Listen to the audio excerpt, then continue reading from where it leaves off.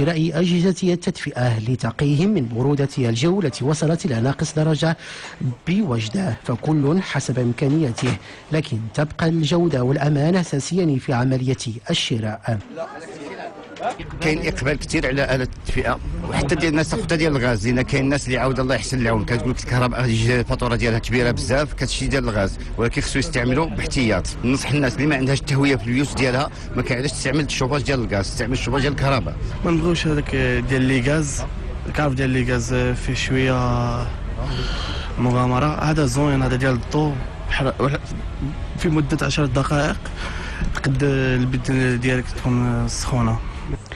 ويحرص الأصدقاء على تواجد المدفأة في أماكن تجمعهم، حيث يجدونه أمرا ضروريا للحصول على جو معتدل. الطقس عندنا في وجده شويه بارد، والناس كتقلب على البلاصه اللي فيها الدفء. الحمد لله قهوات بحال هادو زوينين كيوفروا لنا هاد المسائل اللي كتدفئنا، وبنادم يجي يفطر هكا في الصباح. سيتو الحلمان لعبنا اليوم كره وجينا كنقلبوا على البلاصات اللي سخونه. يوفروا لنا هاد الشيء هذا، ما نقدوش البرد، يعني لا تيراس تبقى خاويه ما تخدمش. نبغيو حنا نقعدوا في لا تيراس نمشاو مع البرد، ويكون هاد الشوفاج قدوه زينه شابه.